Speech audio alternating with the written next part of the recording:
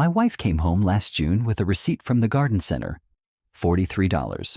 1 bottle of aphid spray, 1 box of slug pellets, and 1 container of powdered fungicide for the roses. I looked at that receipt, and I looked at the shelf under our kitchen sink, and I realized we already owned everything we needed to handle all 3 of those problems. It had been sitting there the whole time. It cost us 99 cents, and we had barely made a dent in the box. That is what this video is about.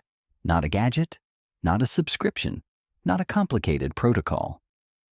A single ingredient that has been sitting in your kitchen this entire time, that a plant pathologist at Cornell University documented and published research back in the 1980s, that municipal vector control districts use variations of, and that most people walk right past every time they go to the grocery store because nobody in the garden industry has any financial incentive to point you toward it.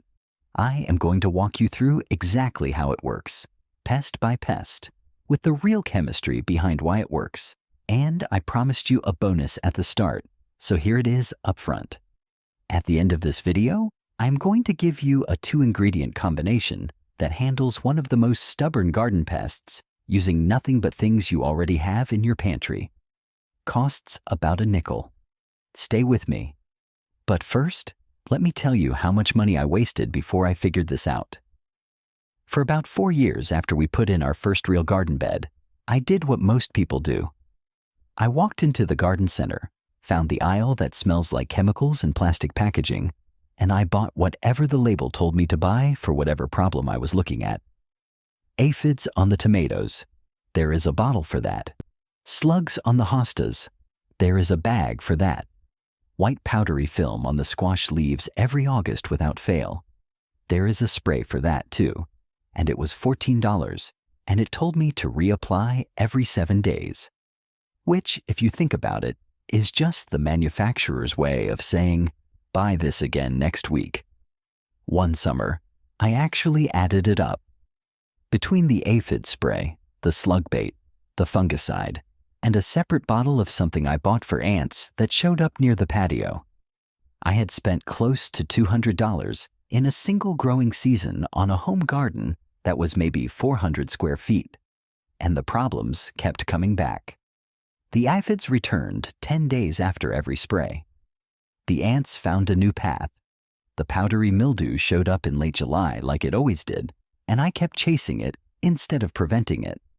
I was treating symptoms every single time, and the industry was set up to keep me doing exactly that because there is no profit in a permanent solution that costs $1.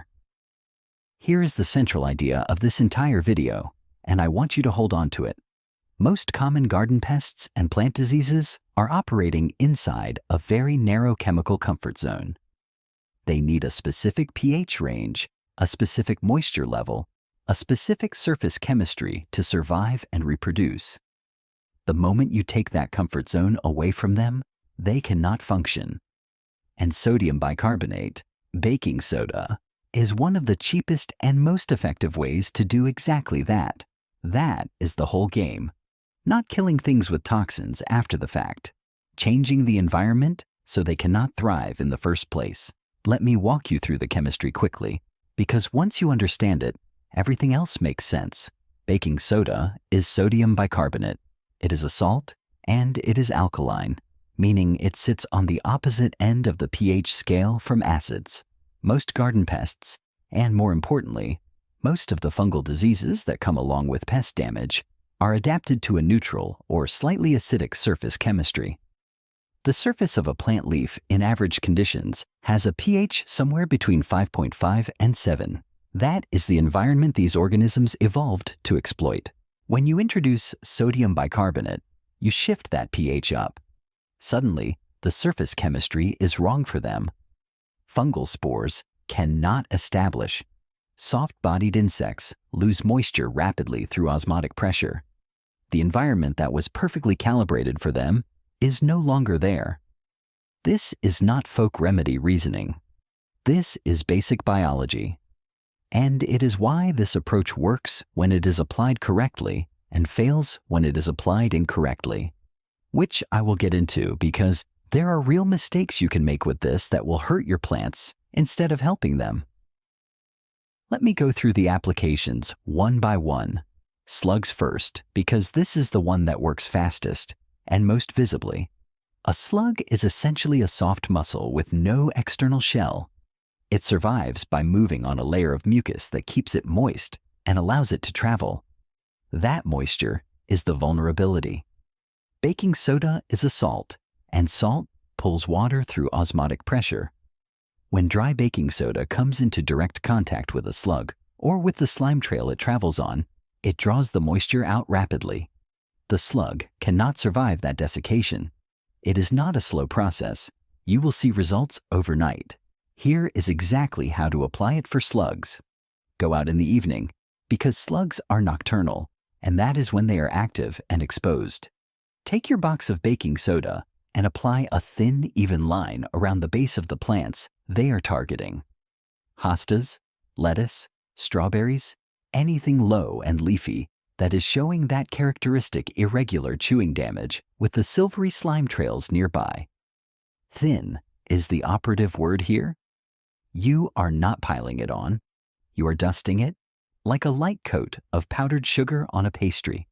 You can also apply it directly to any slug you find on a plant. 2 things to know. First, do this after the dew has dried or after rain has dried up, because if the soil surface is already wet, the baking soda dissolves and loses its effectiveness as a contact desiccant. Second, and this is the honest warning that most people pushing this solution skip, baking soda is a salt, and accumulated salt in your soil is not good for your plants over time. If you are dusting the same beds repeatedly, season after season, heavy-handed, you will eventually affect soil chemistry in ways that reduce plant health. Use a light hand.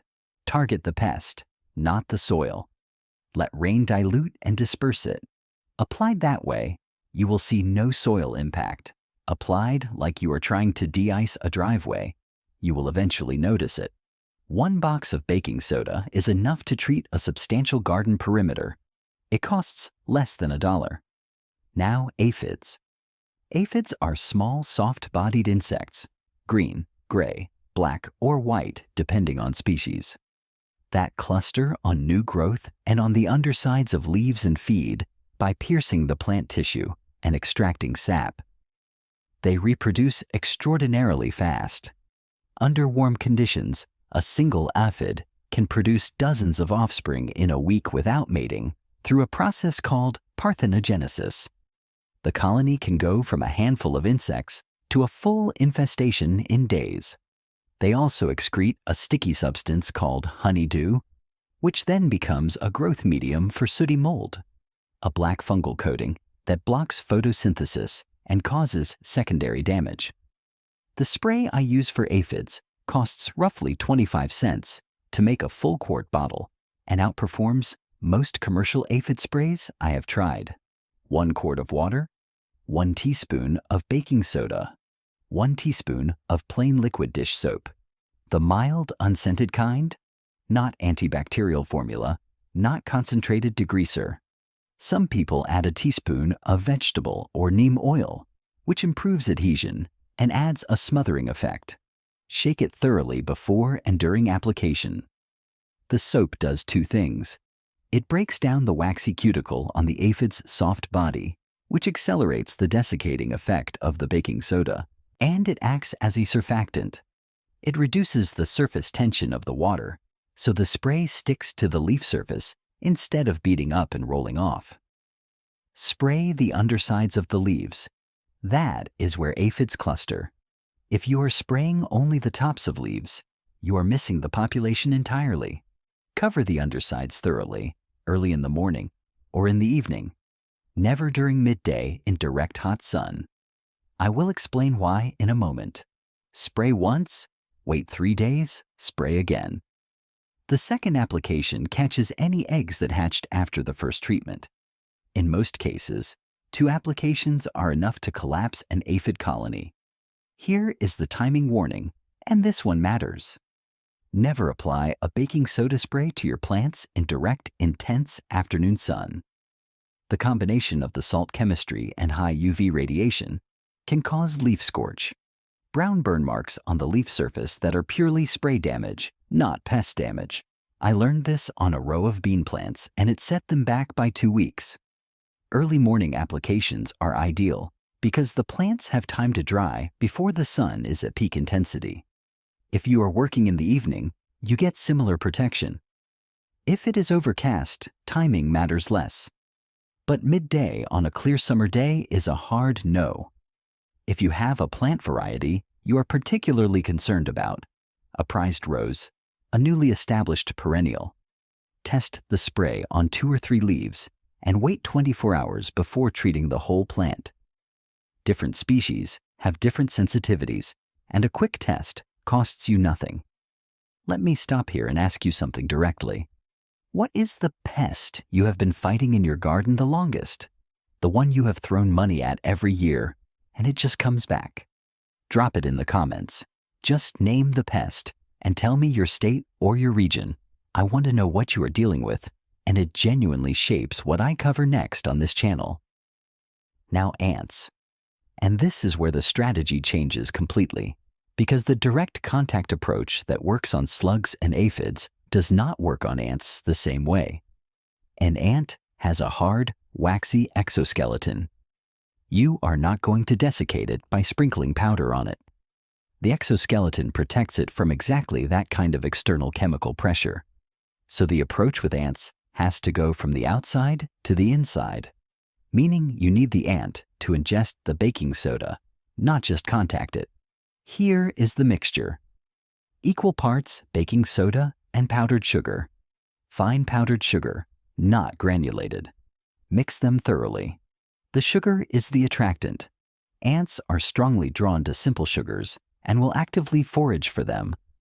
The baking soda mixes invisibly into the powdered sugar, so the ants cannot separate them. They pick up the mixture, carry it back to the colony, and feed it to nestmates. Once ingested, the alkaline chemistry of the sodium bicarbonate disrupts the ant's internal pH balance and causes significant physiological stress. The key advantage here, and it mirrors what makes professional ant baits effective, is that the colony distribution mechanism does the work for you. You are not killing the foragers you see. You are reaching the ones you do not see, including larvae and reproductives deeper in the nest, because the foragers carry the bait back and share it. Place small amounts in jar lids or shallow containers directly on the ant travel corridors, along the foundation line, on the windowsill where you see them trailing, by the back step, wherever you observe consistent movement. Keep the mixture dry. Moisture causes it to clump and reduces palatability. Refresh it every few days. Keep it away from pets and small children. Not because it is highly toxic, but because powdered sugar in a jar lid is irresistible to both. Be honest with yourself about the timeline. This is not a 45-minute knockdown.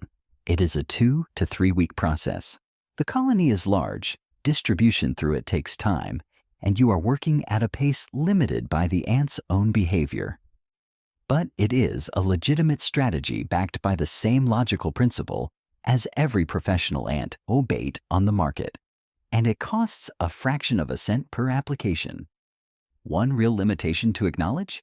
If you are dealing with carpenter ants that are already established inside structural wood, you need a different approach. Carpenter ants nesting in a wall void or in structural timber are a structural pest problem, not a garden problem, and they warrant a different class of treatment. The pantry approach I am describing is for nuisance ants in the garden and around the home perimeter, not for active structural infestations.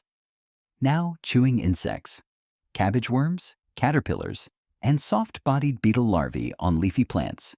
For these, the approach is a dry dusting directly on the leaves. A light coating of baking soda on leaf surfaces raises the pH of what the insect is eating and creates a surface chemistry that chewing pests find unpleasant. Many gardeners enhance this by mixing baking soda 50-50 with plain flour and dusting it across the foliage. The flour adds some physical texture that further irritates soft-mouthed larvae. This is not a quick knockdown in the way slugs are.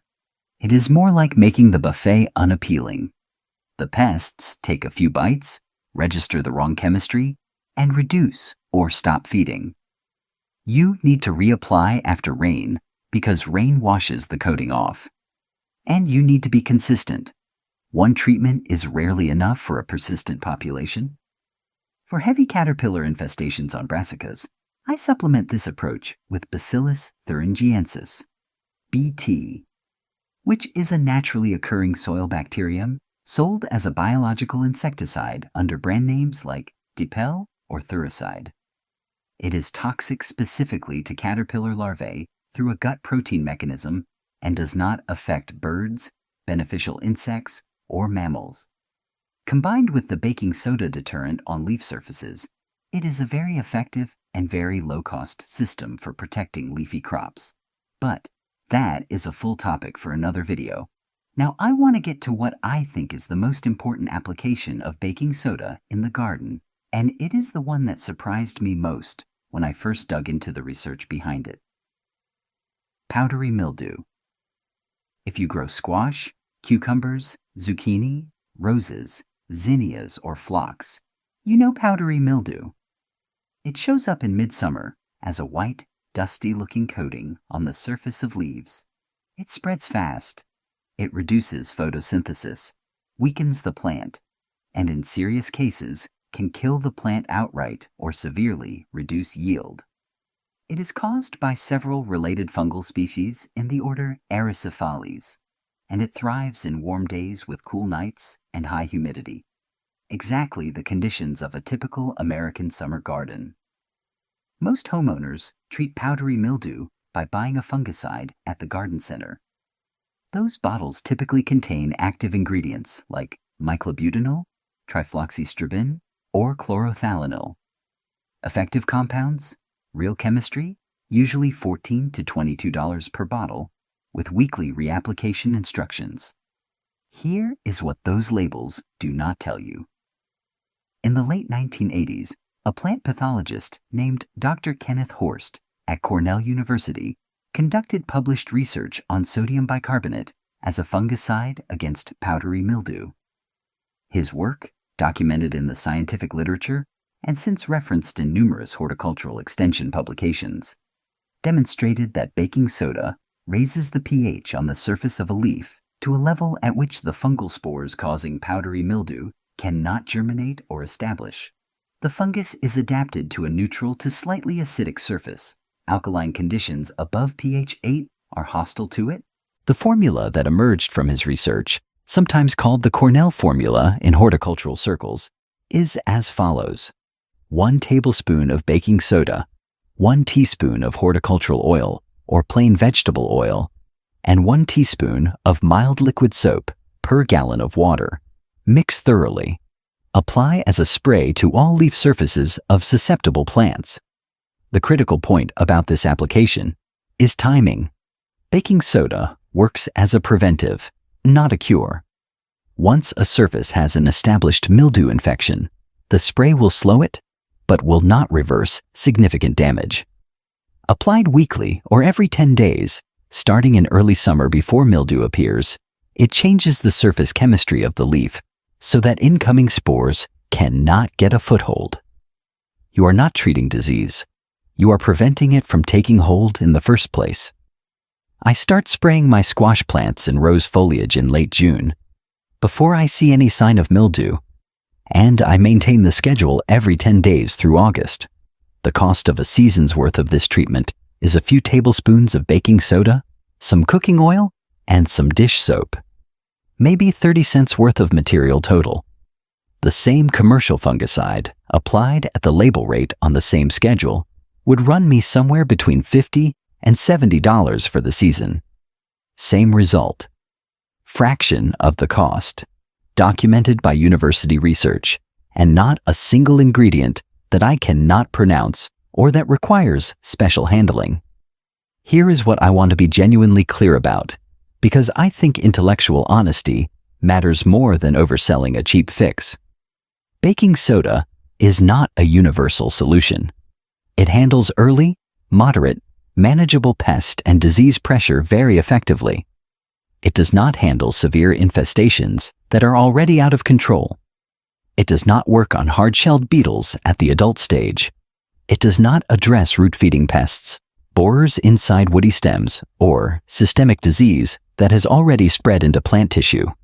And it absolutely does not address structural pest problems, termites in your foundation, carpenter ants in your framing, or a yellow jacket nest inside a wall cavity. Those require different tools and, in some cases, professional intervention. The point is not that you never spend money. The point is that you stop reaching for the expensive bottle as the first response to every little thing. 9 times out of 10, in a home garden dealing with normal seasonal pest pressure, the cheap approach handles it. The industry has trained us to skip the cheap step and go straight to the product because there is no margin in baking soda. There is real margin in a $14 bottle with a professional-looking label. Knowing the difference is what saves you money and gets you better results. Let me give you the quick summary of the full system before we get to the bonus. For slugs, dry application, evening, directly on slugs and on the soil perimeter around target plants. Thin dusting, not heavy piles. Reapply as needed. For aphids and soft-bodied insects, 1 teaspoon baking soda, 1 teaspoon mild soap, optional teaspoon of oil, in 1 quart of water. Spray undersides of leaves. Early morning or evening only. Repeat after 3 days. For ants, equal parts baking soda and powdered sugar, dry, placed in small amounts directly on travel corridors. Keep dry. Refresh every few days. Patience required. For chewing larvae, dry dusting on leaf surfaces, optionally mixed 50-50 with flour. Reapply after rain. For powdery mildew, 1 tablespoon baking soda, 1 teaspoon oil, 1 teaspoon soap per gallon of water. Apply preventively every 7 to 10 days beginning early summer on susceptible plants. Never in direct midday sun. Now, the bonus. I promised you a 2-ingredient combination for a stubborn garden pest that costs about a nickel and uses things you almost certainly already have. Here it is. Cutworms. If you have ever gone out to your garden in the morning and found a young seedling, a tomato, a pepper, a zinnia, a basil plant, lying flat on the soil with the stem cut cleanly through just at the soil line, you have met a cutworm. Cutworms are the larvae of several moth species in the Noctuidae family. They live in the top inch or 2 of soil during the day and come out at night to feed. They do not chew leaves. They cut stems at the base. By the time you see the damage, the plant is already dead. Most of the commercial solutions involve soil drenches with insecticides, which work but involve chemistry you are applying directly to your planting beds. Here is what works just as well and costs nothing. Used coffee grounds and crushed eggshells. Coffee grounds, when spread as a thin layer around the base of seedlings, create a physical and chemical barrier that cutworms avoid. The gritty texture is abrasive to soft-bodied larvae, and research from the agricultural extension literature, including extension publications from the University of Oregon and Washington State University, has noted that coffee grounds alter the soil surface in ways that deter soft larval movement. The caffeine content may also have a direct toxic effect on soft invertebrates at soil contact, though results in studies vary by concentration and species. Crushed eggshells work as a purely physical barrier. The sharp edges of broken eggshell are uncomfortable for soft-bodied larvae to crawl over. The same mechanism is why some gardeners use diatomicous earth for similar pests. The physical abrasion is the active principle. Combined, a thin ring of coffee grounds mixed with crushed eggshells around each transplant at the time of planting. You are creating a perimeter that is both physically and chemically unwelcoming to cutworms. It does not kill existing larvae already in the soil, but it prevents them from reaching your stems, which is ultimately what you need, and it costs you exactly what you were going to throw away this morning. Save your coffee grounds in a container on the counter. Rinse and crush your eggshells and store them in the same container or a separate bag. When you put in transplants, make the ring. Refresh it after heavy rain washes it away. A full season's worth of cutworm protection on a 4 by 8 foot bed. Whatever you were going to throw in the trash? Here is the summary of the whole picture. A box of baking soda at your grocery store costs between 79 cents and $1.20. A standard box contains enough material for a full season of slug barriers, aphid sprays, ant bait, chewing pest deterrent, and preventive mildew treatment on a typical home garden. The combined commercial product cost to do the same jobs from the garden center shelf would run you anywhere from $80 to $200, depending on the size of your garden and how aggressively the label instructions tell you to reapply. The science behind why it works is not folk wisdom. It is pH chemistry, osmotic pressure, and a published Cornell University research program from the 1980s that the garden industry quietly incorporated into their products without ever telling you that the active principle was already in your kitchen. One box, $1. Your garden, your food, your money. If this changed how you think about what you are spending in the garden, share it with someone who is about to make a run to the garden center for something they do not need to buy. That is exactly who this is for. This is what I do. I find the stuff that actually works, and I share it straight. No fluff, no sales pitch. Thanks for spending time with me today. I'll see you in the next one.